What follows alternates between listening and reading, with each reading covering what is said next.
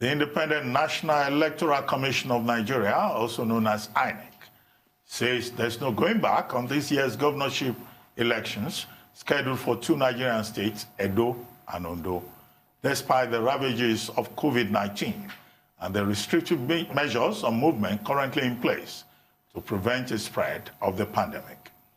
In a meeting held last week, INEC also barred members of its staff who are 57 years and above, as well as pregnant women among them, from resuming work in INEC offices. Could these logistical imbalances be an early warning sign? The Commission is determined not to let it be, as we'll be finding out from our first guest, Festus Okoye, INEC National Commissioner and Chairman of INEC's Information and Voter Education Committee. If COVID-19 continues to be a problem at the time of the scheduled elections, how would INEC find a solution to the restrictions on interstate movement?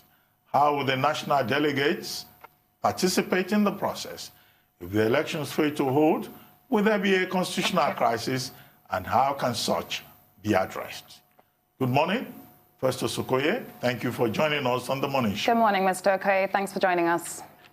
Yeah, good morning. Good morning. Well, INEC, I'm aware, is restarting operations this morning to begin preparations for the Edo and Ondo State governorship elections. Now, INEC, as I said in the introduction, says the dates will stand. Edo, September 19, Ondo, October 10, and directives have been given appropriately. Now, what is the source of INEC's confidence that those elections will hold? Is there a soothsayer department in INEC, given the fact that nobody knows how this COVID-19 challenge will play out? So is there a soothsayer that has assured INEC that everything will be well and everything will go smoothly? No, the Independent National Electoral Commission is a constitutional body, and its powers are derived directly from the Constitution. Section 178, subsection 1 and 2 of the Constitution, as well as Section 25, subsection 7 and 8 of the Electoral Act 2010 and as amended, has completely circumscribed the powers of the Independent National Electoral Commission and the period within which we can conduct elections. Section 178, subsection 1 says that it is the function of the Independent National Electoral Commission to fix the days of elections. But subsection 2 of 178 says that an election to the office of the governor must be conducted or shall be conducted not earlier than 150 days and not later than 30 days to the expiration of the tenure of the last holder of the office. The implication is that the governor of Edo State was sworn in on the 11th day of November, and we must conduct the governorship election in Edo State on or before the 13th day of October 2020, while that of Ondo State must be conducted, whatever it is, constitutionally on or before the 25th day of January 2021. So the challenge is that we are operating within a constitutionally circumscribed period within the ambit of the Constitution. And the Constitution has not given us the leeway to move away from this constitutional window. However, if you notice, we fixed this election for Edo State for the 19th day of September. The implication is that given the present situation, given the present circumstances, the Commission can decide to move the elections forward by a week or by 2 weeks, so long as we do not move away from October 13th, 2020. So what we are dealing with is a constitutionally circumscribed period that does not give us the elbow room to move away from a particular constitutional ambit. So it is not as if we are soothsayers or we have seen the future. The implication is that we are operating within a constitutionally prescribed time frame. Mr. Okoye, thank you. But surely we have to analyze this. There have to be some options here. I mean, there's no time frame to coronavirus. No one necessarily knows how it's going to play out. We are yet to reach our peak, far from our peak, here in Nigeria. Yes. Now, with INEC insisting on holding elections this year, are INEC looking at backup options in case the case is actually very bad come time for elections? When I say backup options, I'm talking about the fact that even though, yes, we know that the Constitution does not necessarily allow, we may have to rely on technology to conduct these elections if the case may be. What is INEC doing to look into all of this? Well, the truth of the matter is that the country is faced with a situation of competing rights. The right of the Nigerian people to elect their representatives and also their right to life, not to go to the polling units and die. So what we are doing is that if you look at, by the first day of June 2020, we are going to officially release the timetable and schedule of activities for the two elections. The political parties are supposed to conduct their party primary elections, and their party primary elections is governed by Section 87 of the Constitution of the Federal of the Electoral Act, and also Section 85. So we have to organize stakeholder meetings, maybe through virtual means, and deliberate with them and see what can be done so that their elections will be, party primary elections will be seamless.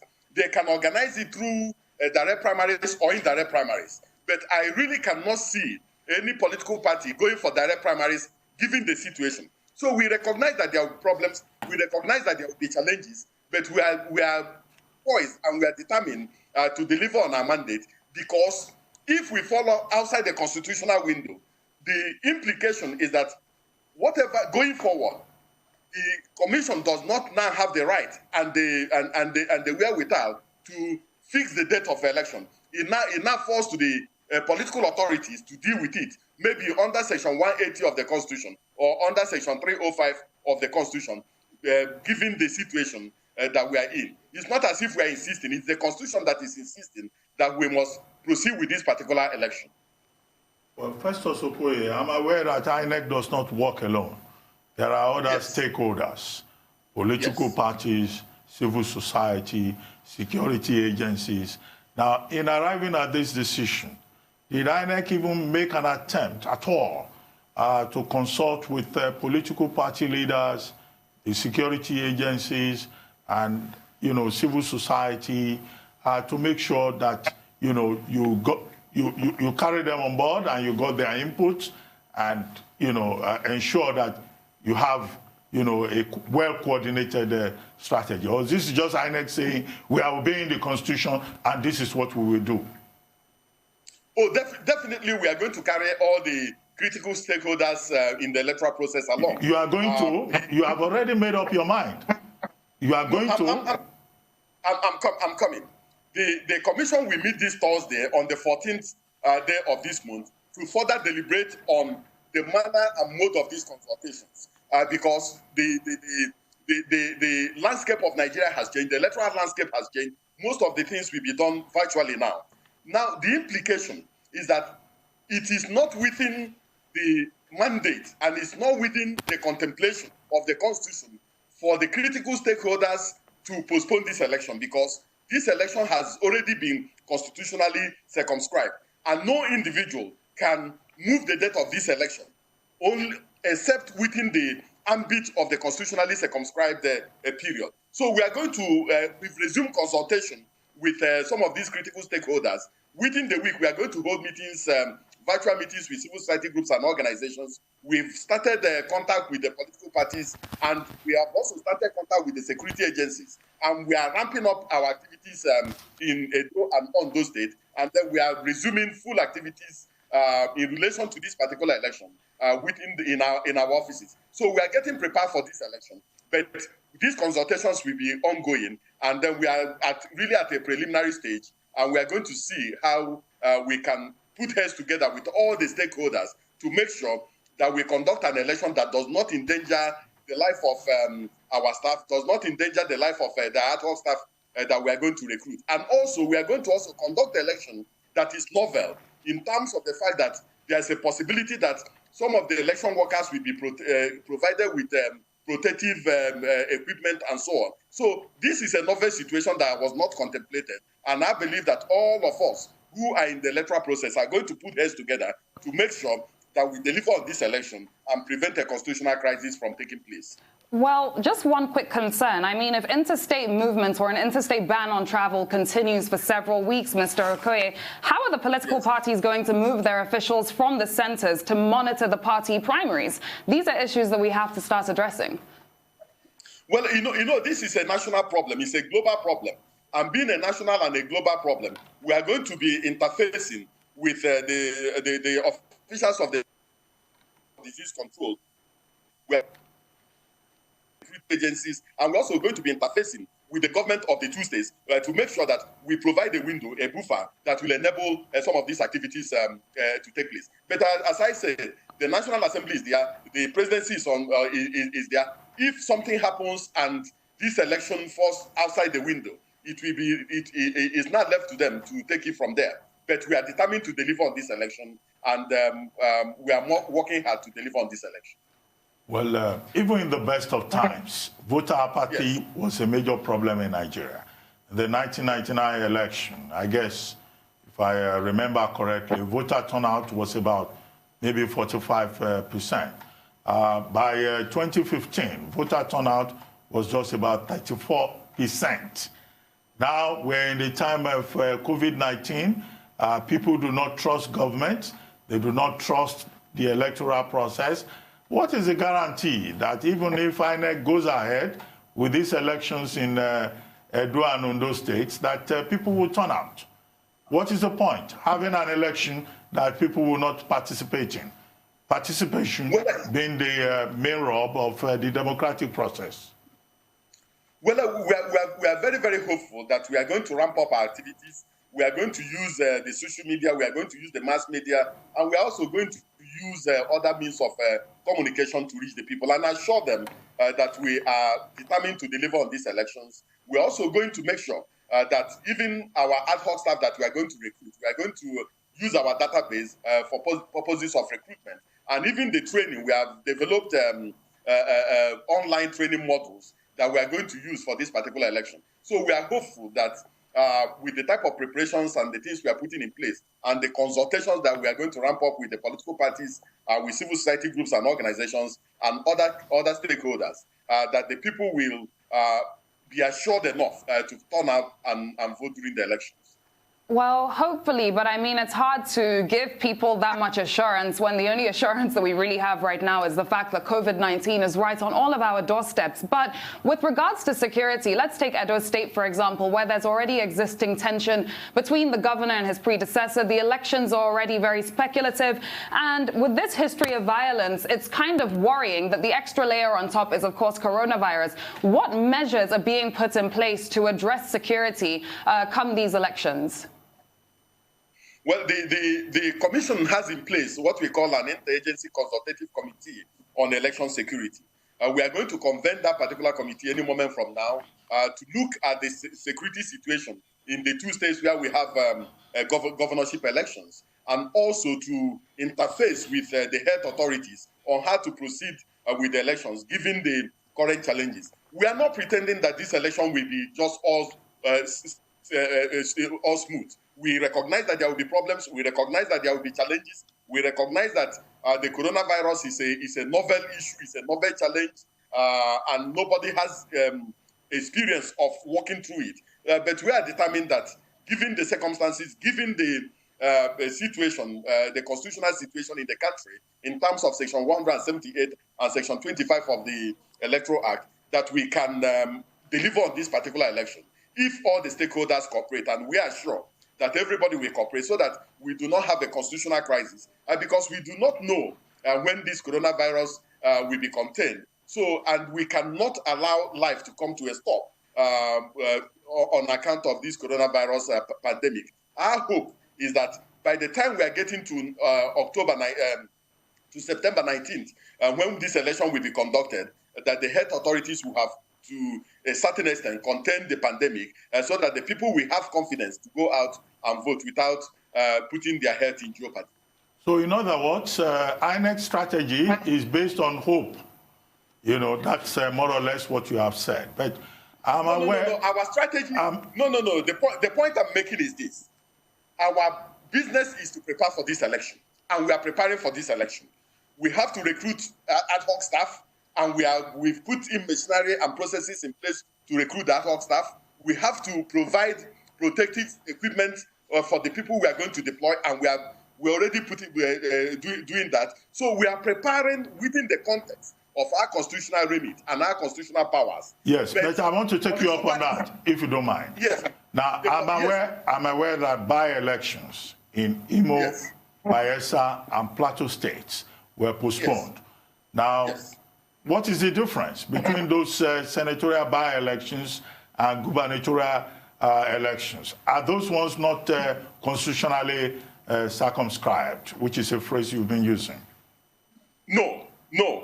Those by-elections are by-elections arising from either death or vacancy, which we can conduct at any point in time, because those elections can also be governed by Section 26 of the Electoral Act 2010 as amended, which gives the Commission the power to postpone an election when there's an emergency or a situation that requires re-strategizing. So those elections were postponed on account of that.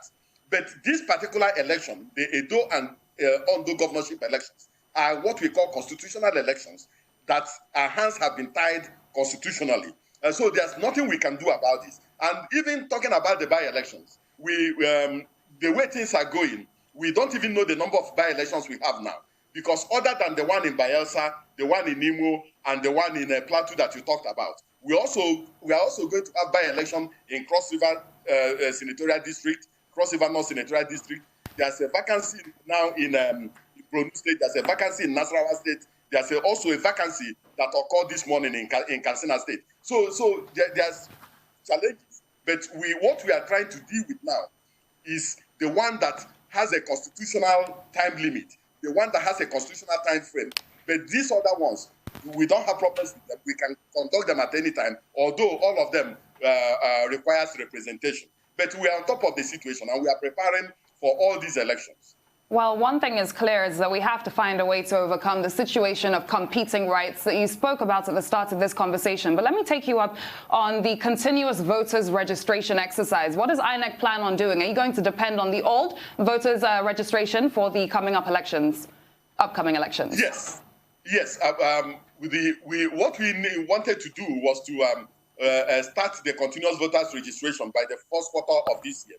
But you have seen the type of challenges the country is going through, and also the type of global challenges at hand. So continuing voters registration exercise at this point in time will be completely out of the way. So what we want to do is that we have an existing voters register for Edo State and an existing voters register for Ondo State. We are going to use the existing voters register to conduct these two elections, and then see how far we go towards the middle of the year. If the pandemic is contained, then we can start the continuous voters registration exercise. Well, Festus Okoye, we'll take a short break now, but when we come back, there is a question you still need to address. If you are going to use the old voters register in Edo and Ondo, you will have automatically disenfranchised some Nigerians who have turned 18 before the elections in those states. So we'll take a break. When we come back, you can respond to that. We'll be right back.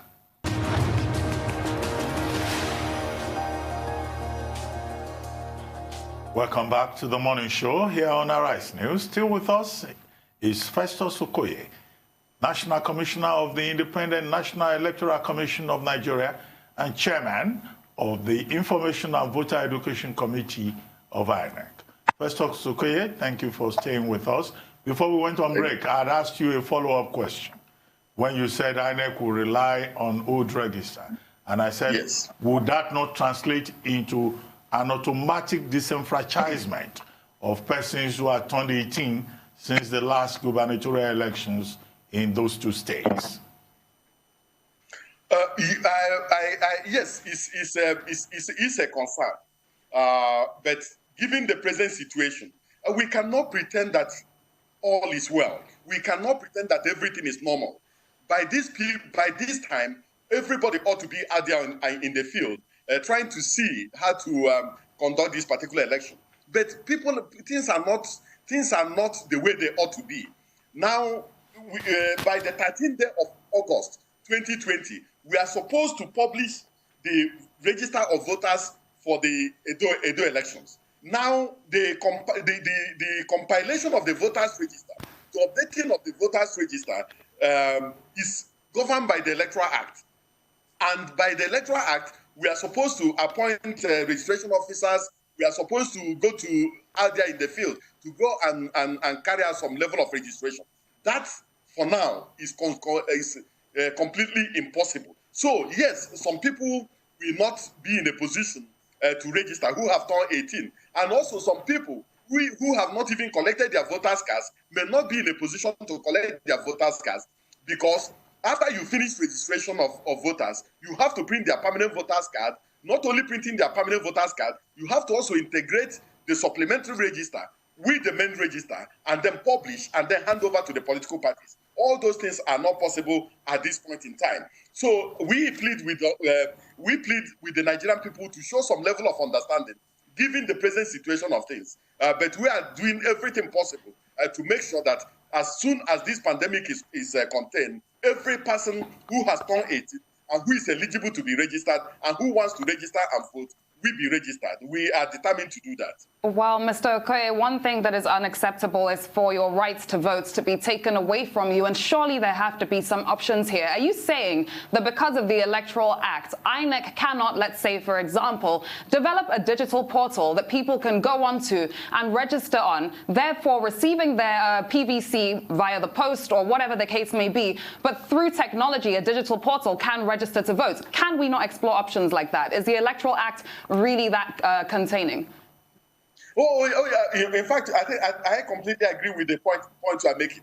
From now on, given the present situation in the world, given the situation in Nigeria, most of our activities and activities of the political parties are going to go digital. Most of the things will be done online. Most of the trainings will be done online. And a lot of things will definitely change. So most of the Electoral Act is based on an analog form of doing business. So the National Assembly has to also take a second look at the Electoral Act and make sure that the Commission is given the power, mandate, to also use technology maximally for the conduct of elections. It's an area we are looking at. And this COVID-19 has provided an opportunity for the country to look at technology and maximize technology and use technology for doing business. Most of the consultations we are going to be doing with political parties, with civil society groups and organizations will be done online. So we are looking at all these options. But that means we have to also develop our technology to make it possible for people to work from home, and also to make it possible for people to hold meetings online and do some other businesses online. So we are looking at that particular option. Yes, Festus Okoye, I agree with you and Leila that one of the lessons from the COVID-19 challenge is about technology and going digital, not just for INEC, but also for the banking sector and also other businesses, and investing more in technology. But for an agency like yours that was not even sure whether it had a server or it did not have a server, that was not sure whether it was doing electronic voting or not, there will be certainly other challenges. And considering the fact that many Nigerians who will vote, who will participate in the process, do not even know anything about digitalization and are in the rural areas, that may be a major area of challenge. That's a comment. But the next question I would like to ask you is this. INEC, in resuming its operations today, says its staff who are above 57 years and who are sick, or the women who may be pregnant, should stay away. Now, what are the implications for your operations, for INEC's operations going forward? Do we have data in terms of what percentage of INEC staff will fall into this category of sick, pregnant, or above 57? Or it was just a whimsical decision by the INEC board to say this category of persons should just stay away? Well, let me just say this.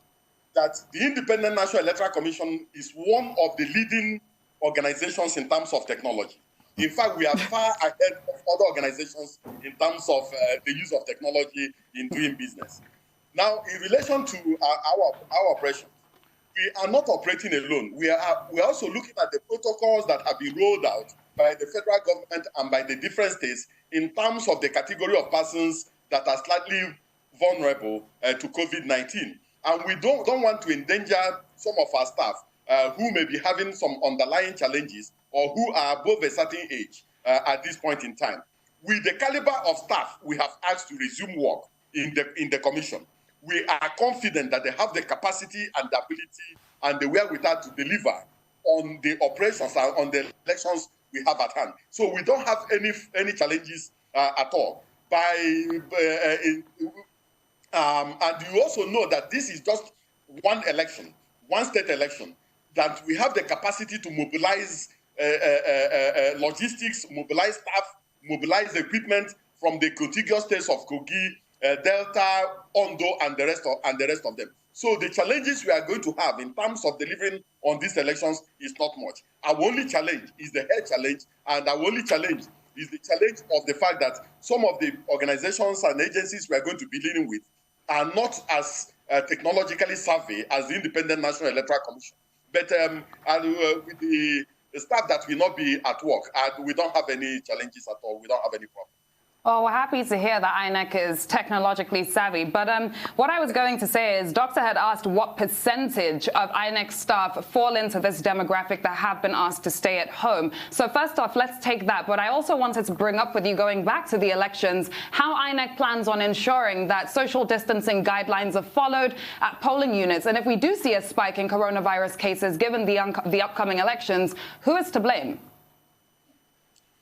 Well, we are not going to be working alone. We are not going to be operating alone. As soon as we resume on Wednesday, we have even opened a communication with the Center for Disease Control, and we are going to be working hand in hand with them. We are going to be relying on their advice in relation to the issue of social distancing, the issue of physical distancing, and so on and so forth. We know that our operations in terms of deployment will be slightly more costly now, because a bus that used to carry 18 persons will now carry only 9 or 10. So it's going to increase the cost. We're also going to be doing some simulation to see how the polling units will be organized, because if people are unruly at the level of polling units, it's going to be very, very problematic. But the commission may likely provide certain things that will make it possible for the elections to be smooth, in terms of hand sanitizers, in terms of water, and also in terms of face masks for our staff and for all the ad hoc staff, and so on and so forth. So we are looking at this, but we are going to be relying on the advice of the Center for Disease Control, and also we'll be working with security agencies and doing some simulations to see whether we are going to further break up some of the polling units to ensure social and physical distancing. It's a novel thing, so we are going to be trying all possible options.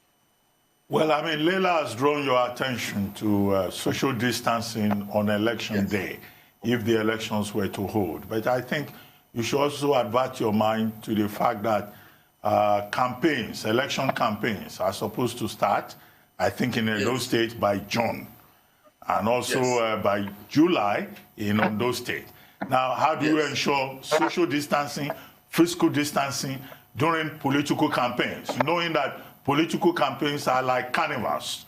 I'd like you to respond to that. After responding to that, I would like to ask you about the update about the fire incident at the INEC headquarters and all those vital documents that got burnt.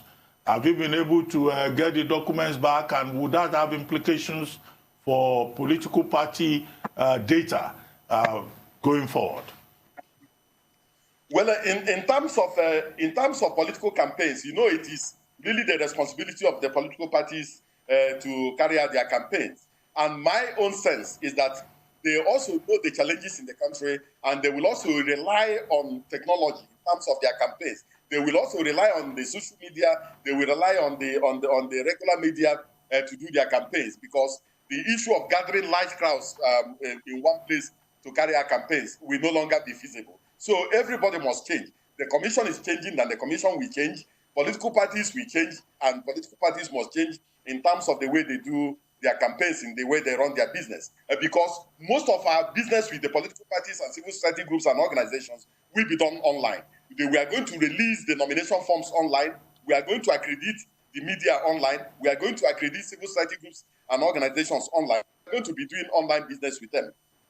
Well, in terms of the fire incident at the commission, that particular fire incident only affected an annex of the commission, housing the office of the director in charge of political parties, electoral matters and political parties.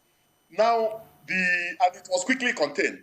And as I pointed out, the documents that were destroyed were files that are no longer in use, very, very old files that had already been discarded. So it's not going to in any way affect the operations of the commission in terms of this election and also in terms of subsequent elections. But there has been a committee that looked into it, made up of people from the fire service and from other agencies. And I'm sure that within this week, all of them will turn in their report. But it's nothing to write home about. It's really not a big issue. What we lost are just some of our tables, a copier, a printer, and so on. But these are things that were bought with taxpayers' money, and we must account for it. But in terms of the operations of the Independent National Electoral Commission, either for this election that we are about to conduct or for subsequent elections, there is no issue with the fire incident. Okay, Mr. Okoye, you said files that are no longer in use is what we really lost in this fire. But let's go back to this topic of physical distancing and how we can assure that given the upcoming elections. Now, if you look at what happened just over the past week when we had the easing of the lockdown in Lagos, Ogun, and the Federal Capital Territory, we cannot be deceiving to our realities. Fact of the matter is, once people have the leeway to go out, what we are going to see is that it's going to be very hard to contain large crowds. So is INEC giving us certain assurances with regards to physical distancing guidelines and other public health guidelines that we need to see if these elections are going to hold? Or are we just being deceived because it can also look that way to the public? We saw what happened when the lockdown was eased and the type of challenges that occurred. So in that particular lesson on board, these are things we are going to discuss with political parties in terms of the meetings and consultations we are going to hold with them. We are also going to discuss with the Center for Disease Control on how to deal with that type of situation. We're also going to discuss with the security agencies in terms of giving us a template on how on crowd control. We're also looking at recalibration and reconfiguration of our polling units to make it possible for us to have social distancing. As of today, we have in Edo State, we have a total of 2,627 polling units and 4,509 voting points. We may be looking at increasing these voting points to make sure that we break up the polling units into smaller units to ensure social distancing and also to ensure that people are not desperate in terms of trying Thank you very much, Festus Okoye, for joining us this morning on The Morning Show.